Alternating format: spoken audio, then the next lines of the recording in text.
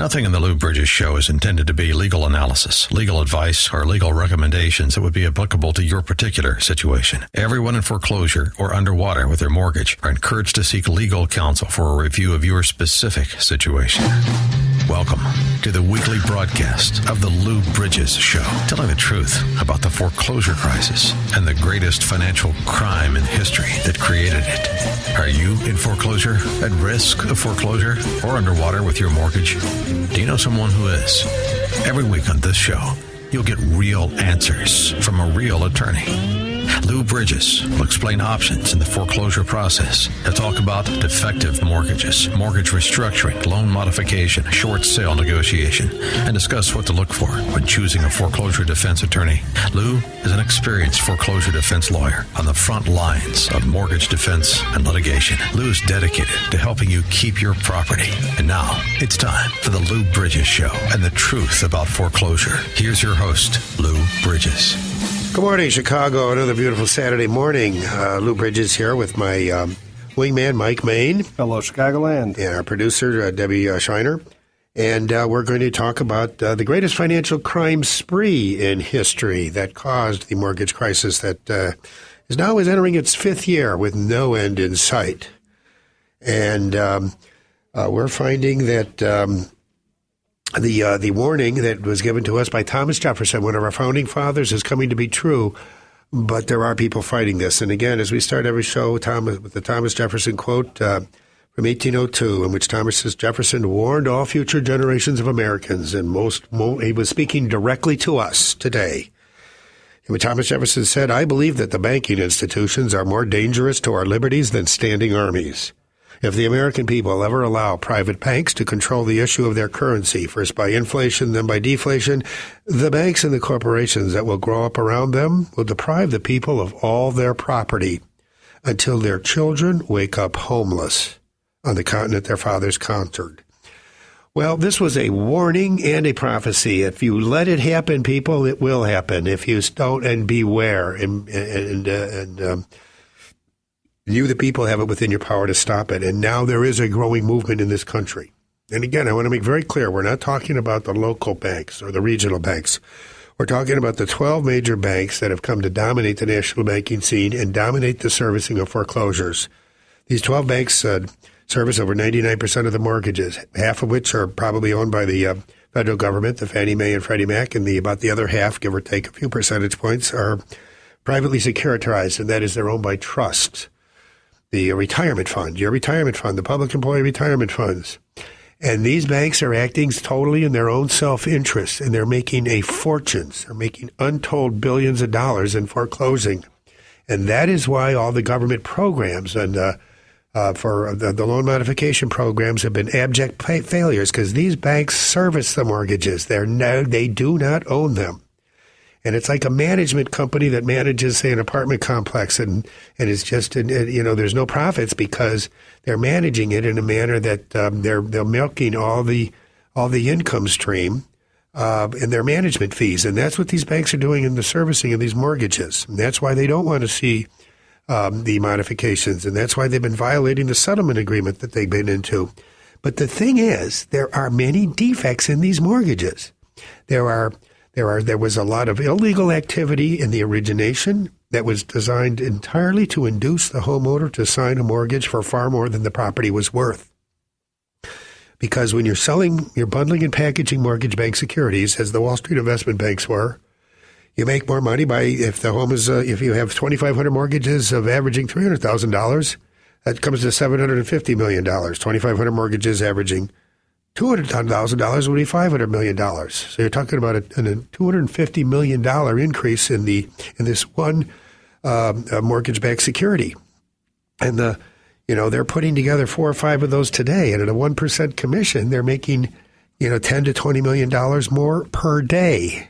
These Wall Street investment banks, and that's why you had the Countrywides and the Taylor Bean Financials, which are no longer in business because of the fraud they perpetrated, doing anything they could to get the homeowner into a mortgage that was more than the home was worth, 0%, promising them to refinance them when the interest rate kicked in.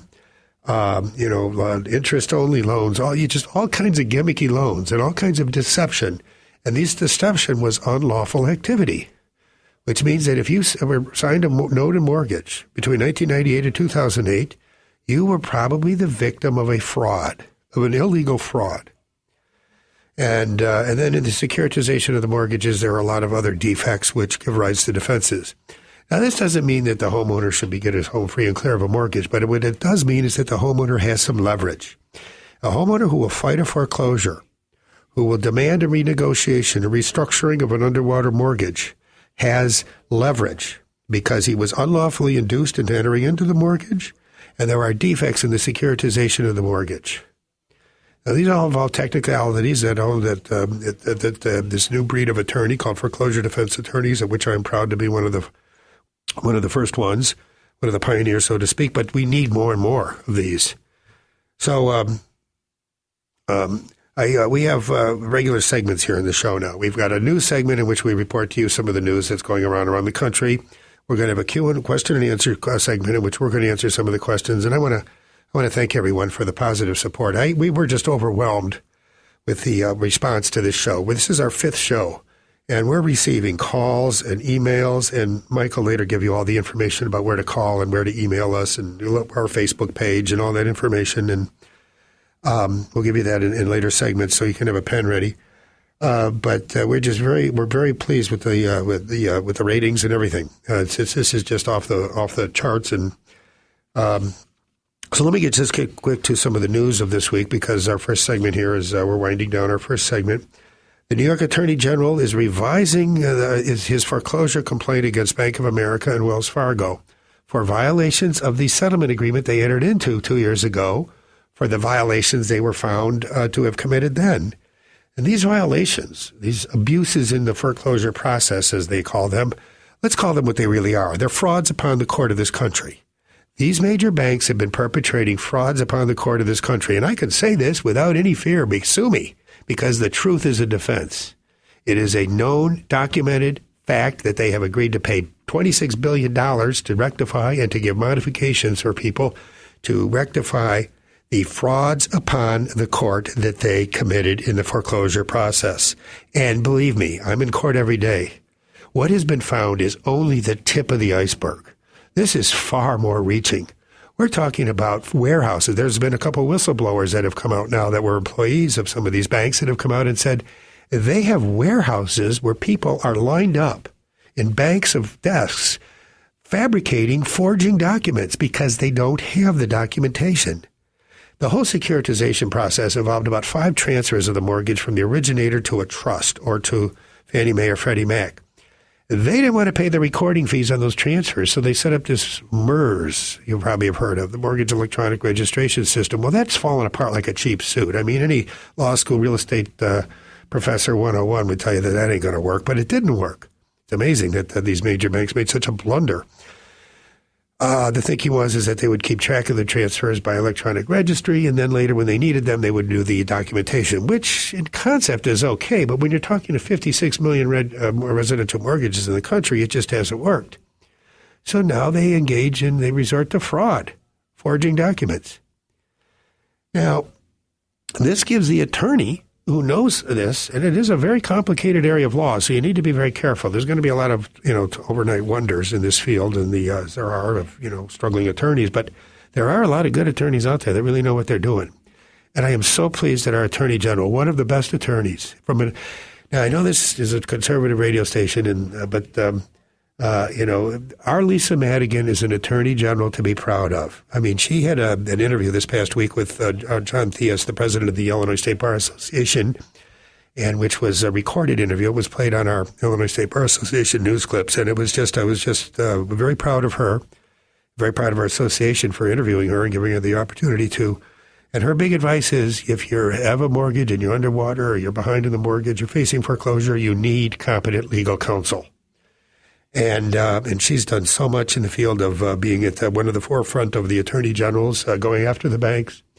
And this is, regardless of your political affiliation and regardless of your feelings about her father and everything, I will tell you as from an attorney standpoint that Lisa Madigan is doing an outstanding job as an attorney general. Now, I don't know about politics or anything. I'm not going to go into that. I'm just talking from an attorney standpoint. She is doing a very outstanding job. Now, we're at the end of our first segment here, so we're going to come back. We're going to have some questions from some of our listeners, and we're going to give you some more of the news reports about what's going on. And then I'm going to give you a few case studies. I've always been told by an old attorney once, he said, always tell them a story. So I'm going to tell you a few stories I think you're going to find very interesting about some things that have gone on in court the last few weeks for me and the people we represent at my firm, Brydges O, my partner, Scott O, who's one of the top 2 foreclosure defense attorneys in the state. Anyway, I'm Lou Brydges. We'll be back after a little sports and weather. Thank you for joining us. Please stick with us. We have some interesting stuff coming for you. Website is FightIllinoisForeclosures.com. FightIllinoisForeclosures.com. Where's how do you get the Facebook page? It is the Lou Brydges Show, brand new Facebook page. Please go and like the Facebook page. You can find all kinds of great information there.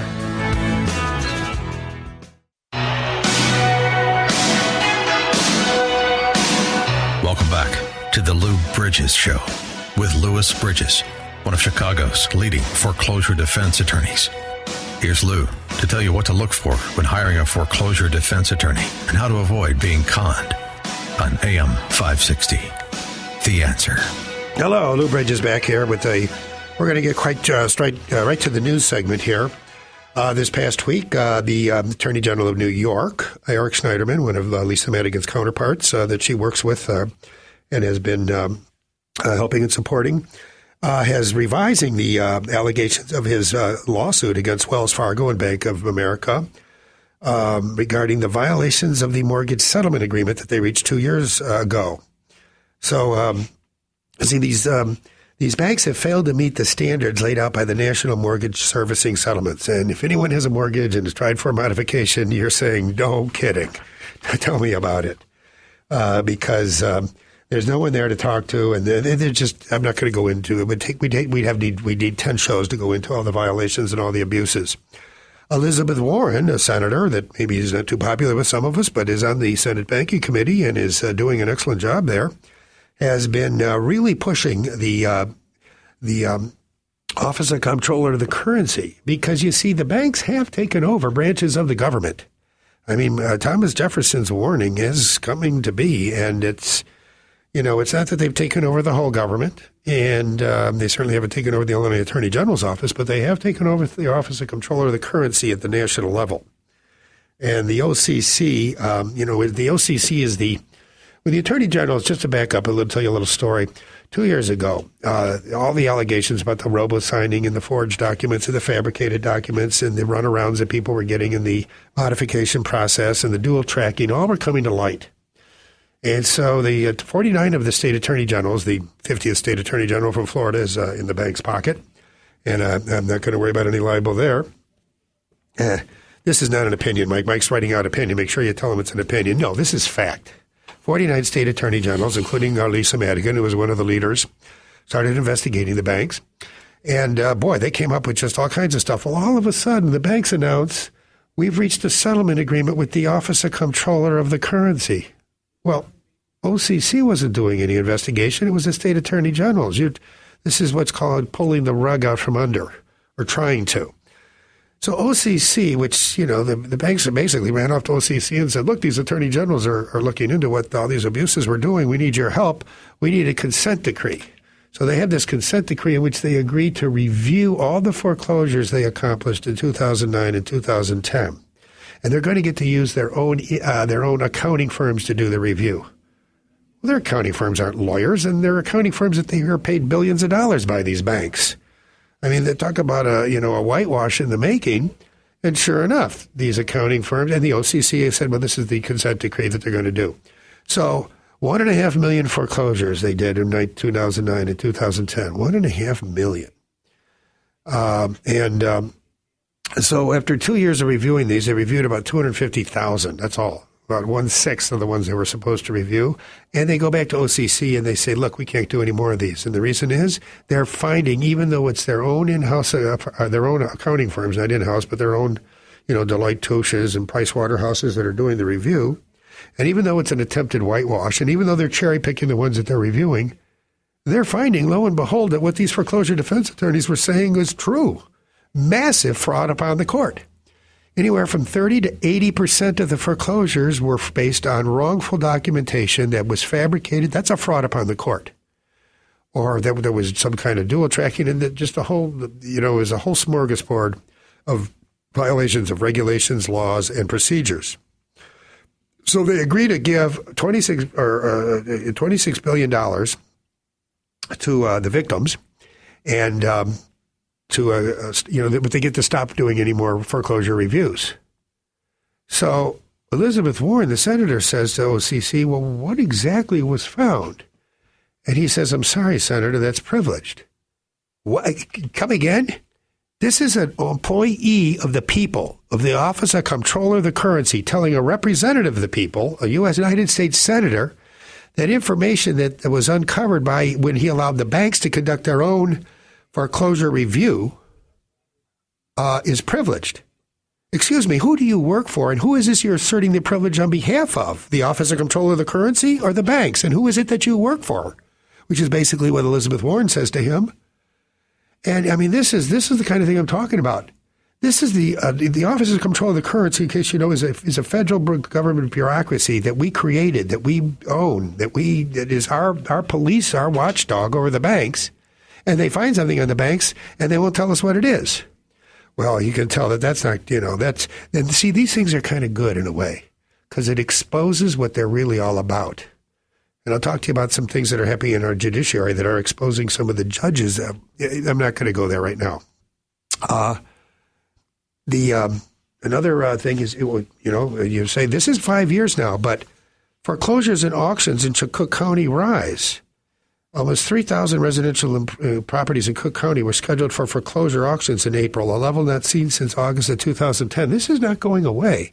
Now, you might have heard in news reports this past week about a spike in real estate prices in Las Vegas and Miami, which were two of the areas hardest hit by foreclosures. But these are unique situations. Number one is there's a spike in the prices because the demand exceeds the supply because there are so many people stuck in underwater mortgages that they can't sell them. The only houses are the ones that have the vacant houses that were foreclosed upon by the banks. So you see, you're saying, well, Lou, you're telling us all about these problems. It sounds very discouraging. But no, I think this is a good thing because it's exposing these banks for what they are. It's exposing the Office of Comptroller of Currency for what it's really all about. And you know what I'm all about is the truth. I believe that the truth is a transcendent power. And when the truth comes out, then we're starting on the path to setting things right. And the truth is coming out. The truth is coming out about the fraud upon the courts. And the truth is that if you're underwater in a mortgage, or you're facing foreclosure, or even if a judgment's been entered and the house hasn't been sold for auction yet, or maybe even if the house has been sold for auction and you're still in the house, a competent legal counsel may be able to do something for you, very likely would do something for you. The earlier you get legal advice, the better off you're going to be. There are so many things that we do, and I'm going to go into some of the things as examples rather than go through them. I'm going to just give you case studies. But, our firm and other firms that are doing this have a broad front approach. If you're underwater, we may demand a renegotiation. Throw down a gauntlet of demand. We write a very respectful letter saying that, our client has engaged us to negotiate a restructuring of the mortgage. The mortgage debt is far greater than the fair market value of the property. It would be financially imprudent, foolish, some would say, to continue to pay this mortgage. And the reason it's underwater isn't because of some cyclical downturn in the real estate market. No, there was an artificial balloon that was created by Wall Street who was bundling and packaged mortgage-backed securities. And by artificially inflating the value, the cost of American real estate by 131% from 1998 to 2008, they essentially created the estimates are $5.5 trillion of capital that doesn't exist. Exactly what Thomas Jefferson warned against. It's like printing currency. When you call, there's 56 million residential mortgages in the United States. And when you call that a $200,000 or $300,000 house as opposed to $200,000, by just using an appraiser and inflating the value by pouring money into the market, you create capital that can be sold, converted to currency, to public employee retirement funds and private retirement funds. Now, this is all reported very well in The Big Short by Michael Lewis and the Russ Sorkin book and the Gretchen Morkinson books, Too Big to Fail and Business as Usual. And there's a whole list of them, that if you look on our website, on our Facebook page, you'll have a list of sources. But in the big picture scheme, what this means is that if you're underwater or you're facing foreclosure, there are defenses that you can raise. Give yourself leverage to negotiate a resolution. I'm not suggesting you're going to get your home free and clear of a mortgage, although that has happened and that will happen even more and more because of the frauds upon the court as a sanction. But what you really need to look for is a fair mortgage based on the true fair market value of the property. And most people can afford that. And the thing is that's in the better interest of the trust that is owned by the Public Employee Retirement Fund, because now it's a fully secured performing note and mortgage. That is a better situation than foreclosure. Better for the lender, the actual owner of the mortgage, and better for the homeowner, and better for the American people. It's better all around except for the big banks. So it requires the people, though, to stand up and assert their rights and demand truth and justice. And that is where the lawyers come in, the good lawyers, and our judicial system, and people like Lisa Madigan, and I'd like to consider myself part of that rising movement. Thank you. We're going to be back in a little bit.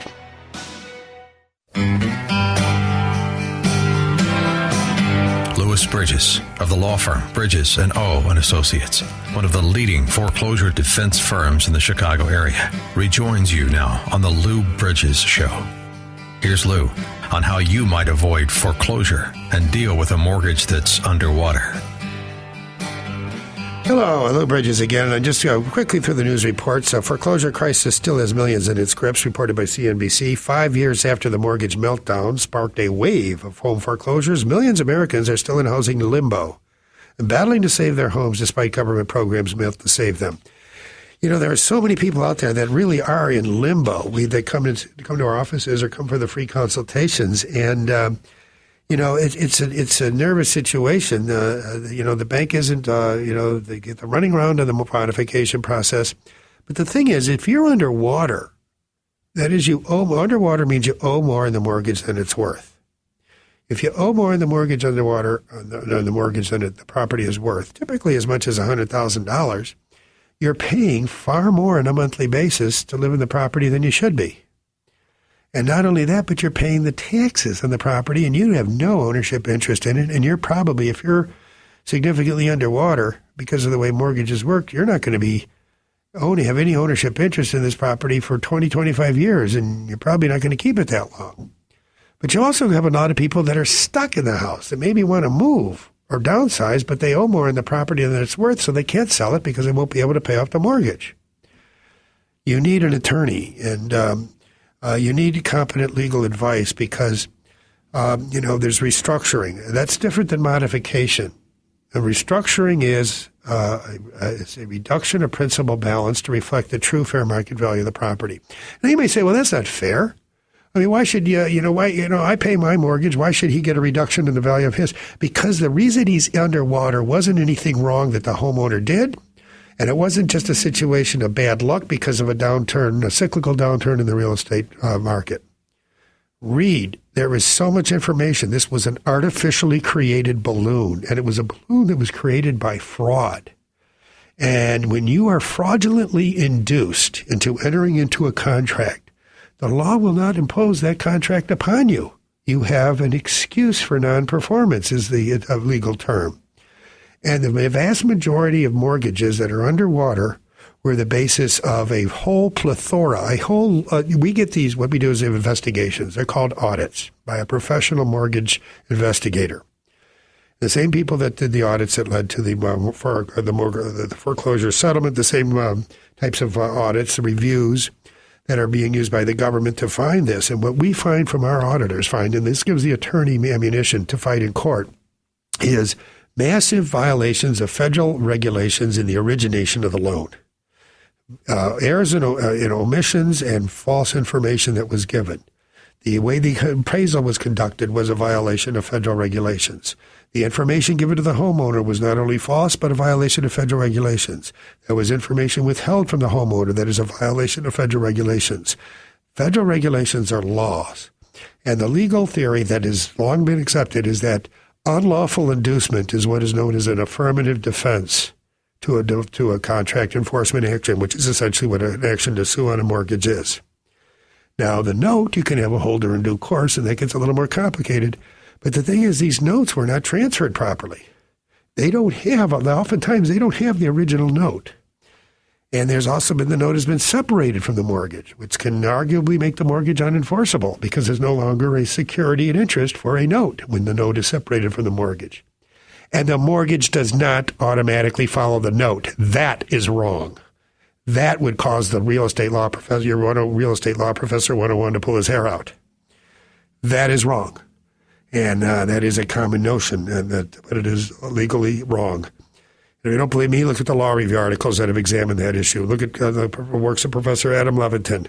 And call your old law school professor if you're a lawyer and ask him, does the note mortgage automatically follow the note? No. We have in the Illinois something called the Conveyances Act. And real estate, interest in real estate can only be, it's a statute of frauds that has been around since about 1560.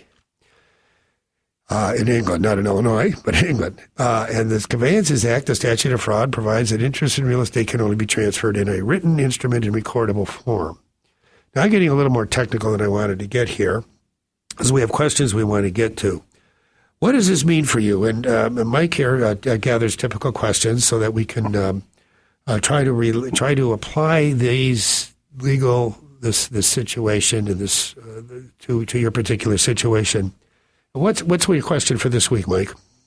Well, actually spoke with somebody just Wednesday morning, and he has been trying to work out something with his bank for ages. They really won't seem to work with him in any way. They won't give it to him. They won't give him a modification. They won't give him a modification, won't let him out of the house, and he's not paying. Hasn't been paying for over a year. And they still haven't filed foreclosure. Well, that's not going to happen. That's not going to go on forever. They may very well have filed for foreclosure, and the people he's dealing with at modification are telling him the truth. We've seen this 1,000 times. He wants to know if there's something that we you can need do to check if you're talking to the people in the modification department of a bank trying to get a modification, and you don't think you're in foreclosure. Guess what? You might be in foreclosure. They may have filed a lawsuit against you.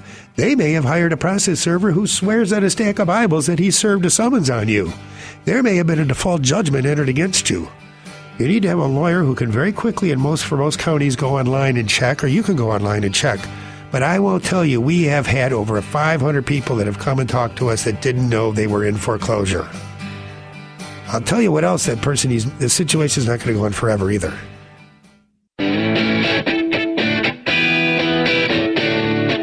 Return to the Lou Brydges Show, telling the truth about the foreclosure crisis and the greatest financial crime in history. Here's Lou Brydges, an attorney on the front lines of the ongoing battle for our land. Hi, I'm Lou Brydges again, back with Mike Wayne. And when we broke the last section, we were answering a question from that one of the listeners had given to Mike about somebody was in foreclosure. Or they weren't in foreclosure, but they were going nowhere with the modification. They're living in the house free, and that's that's something to be again. They're probably their credit is being decimated. Well, there is something you can do. Number one is you can object to the validity of the debt so that you can stop the damage to your credit rating. And there is an objection to the validity of the debt because if it was fraudulently induced, it maybe isn't owed. And the bank they're working with doesn't own the mortgage. And the bank is probably acting contrary to the interests of the actual owner of the mortgage in the situation that Mike talked about, the person who has been trying to get a modification for about a year now and haven't been able to. And the bank, they've checked. I guess this person has checked and said, no, I'm definitely not in foreclosure. In that situation, I would be prepared. I would get an audit. And these audits do cost a little bit of money, as much as $1,000. But the audit is something that's going to give the actual documentation and proof of a couple of things. One is that the forensic audit is going to show all the fraud and unlawful activity in the origination of the loan, all the unlawful inducement, a whole a whole a scheme, of unlawful scheme with just but one goal in mind, to get the homeowner to sign a note of mortgage. And I'm talking about failures to disclose information, false information that's given, the appraisal overvaluing the property by not conducting the appraisal in accordance with the regulations. So you get that audit, and then you get the securitization audit, which shows that that there's been a failure of securitization, that the mortgage hasn't been properly transferred, and that it's probably still technically owned by some originator or special purpose vehicle, originator that maybe no longer exists, so there'd be no way they could transfer it. There's all kinds of legal problems that could come up the works. And you send that to them with a letter, is what we do. Say, look, we're demanding a restructuring. We don't intend to default on this obligation, but you got us into a note of mortgage for far more than the property is worth, or your originator, your predecessor in interest. And I want a fair mortgage. This is how much I make, and this is what the property is worth, and this is what a good interest rate would be, and this is what I want. Now, you take this to the actual owner of the mortgage, the trust or the Fannie Mae or Freddie Mac, and you tell them that I'm willing to do this, and I want proof that you did this. And if you don't do this, then you're breaching your fiduciary duty to them because you're just the servicer, and you're not servicing the mortgage in their best interest. That's something we're trying. Another radical thing we might do is actually file a suit to quiet title. That'll get their attention. We file a suit to have the Countrywide mortgage, for example. Countrywide doesn't exist anymore. There's still a mortgage recorded by Countrywide, and nobody will deal with us. The servicer won't deal with us. They won't get a modification. So I file a lawsuit and serve Countrywide, the only holder of the recorded mortgage, asking that the mortgage be declared null and void because it was based on a fraudulent inducement. You know what? Countrywide's going to default on that lawsuit probably because there is no Countrywide. So I don't know how well that's going to work, but, we're going to try that and tell me where I'm wrong. Who's going to come in and defend? And I get a judgment from a judge that says that this mortgage is null and void by default judgment, and I record that. And then later you record an assignment from Countrywide. Well, guess what? Countrywide's mortgage has been declared null and void. So your assignment that you record after the fact may not be effective. It all involves the titles to the property in this country are going to be mucked up for a generation because of this mortgage electronic registry that the banks put together, that the banks owned, and that the courts for a while were giving deference to, particularly Cook County courts were giving all kinds of deference to the MERS. Well, every law review article, every legal professor, every sort of learned analysis said, this is flawed. Where do we start? It took the University of Cincinnati Law Review article 75 pages to go through all the flaws of the MERS system. Finally, the judges in Cook County started to but then even some of them still say it's a MERS mortgage. You gave a mortgage to MERS. MERS never loaned any money. A mortgage wasn't created. It's a lot of very complex legal issues. And the thing is that it's so complex and very few lawyers understand them on either side. The foreclosure mill attorneys certainly don't get it, and very few defense attorneys do. But when you raise these issues, I'll tell you a little story about a case we had. I was appointed by a federal judge. I don't know. She must have, somehow she got my name. She appointed me. Somebody had applied to be represented as an indigent in federal court.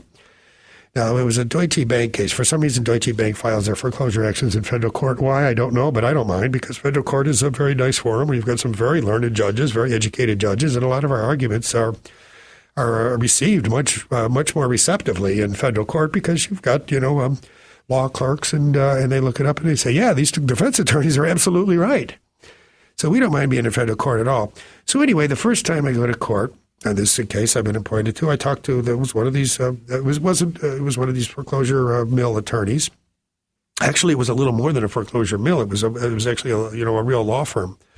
And there was a young associate there, and she says to me, I said to her, is there some way we can work this out? And she said, yeah, you could give us a deed in lieu of foreclosure, which is just basically giving up. And I said, well, there could be defects in this mortgage. We're going to get an audit. She says, those audits are just a ripoff. The judges know that they're just a ripoff. I says, the judges in Cook County, some of the judges say they're a ripoff, but the fact is they reveal the truth. And I like the truth. So she said, well, no, we're not going to settle. So we get the audit. I got about 40 seconds here. I'm going to tell you the rest of the story when we come back, because this is a really good story that I'm not going to brush through. And it's a really good story about what happened. And I think it'll make your day. It made my day. It certainly made our client's day.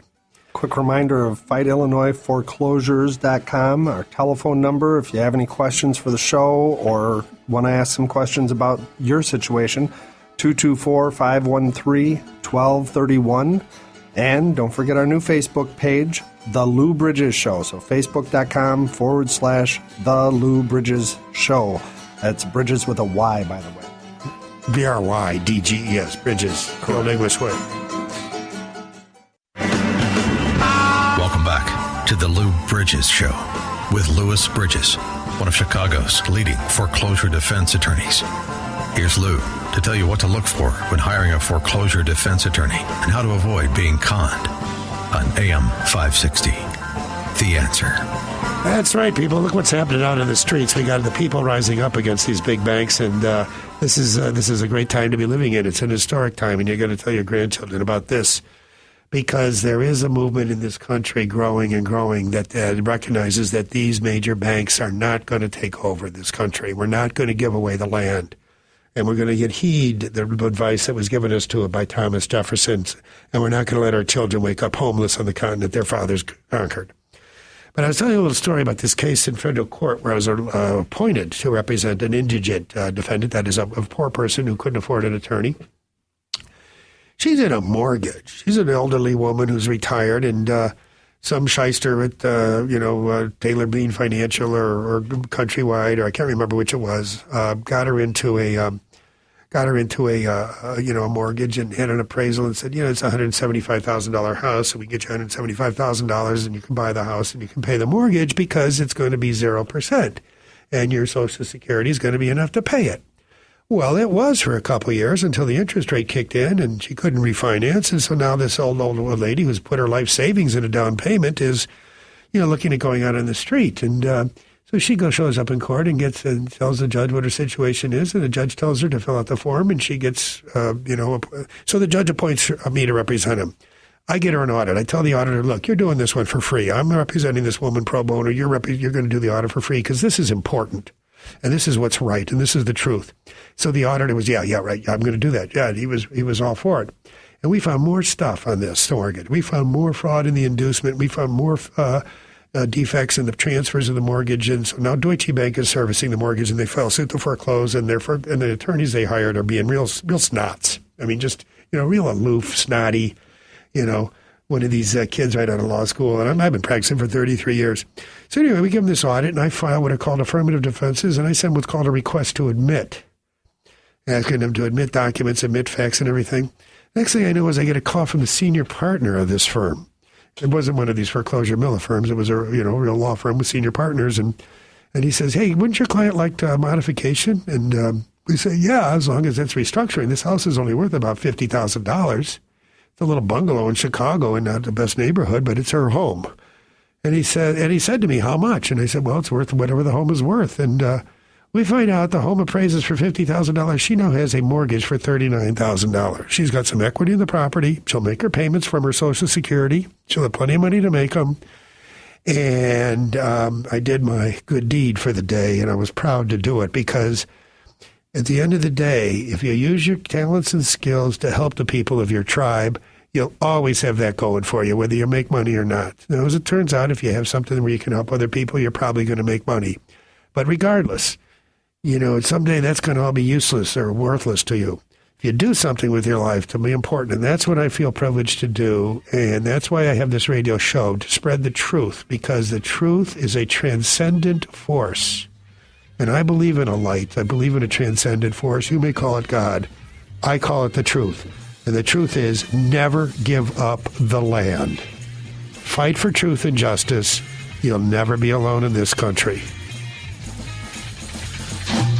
You've been listening to the weekly radio broadcast of the Lou Brydges Show with attorney Louis Brydges, telling the truth about foreclosure. Have you received threats of foreclosure? Are you in a foreclosure right now, seeking a loan modification, considering strategic default, or any other legal action? Know and protect your rights, and do not give up the land. Lou Brydges' passion is to help you keep your home and achieve your legal goals. To receive a free consultation, which may help you decide how to defend against foreclosure, understand your options, and learn Learn what to look for in choosing a foreclosure defense attorney. Call 224-513-1231. That's 224-513-1231. Or visit FightIllinoisForeclosures.com. That's FightIllinoisForeclosures.com. Get real answers from a real foreclosure defense firm and discover the legal tools at your disposal. Tune in to AM 560 The Answer next Saturday morning at 8 for the Lou Brydges Show, telling the truth about foreclosure.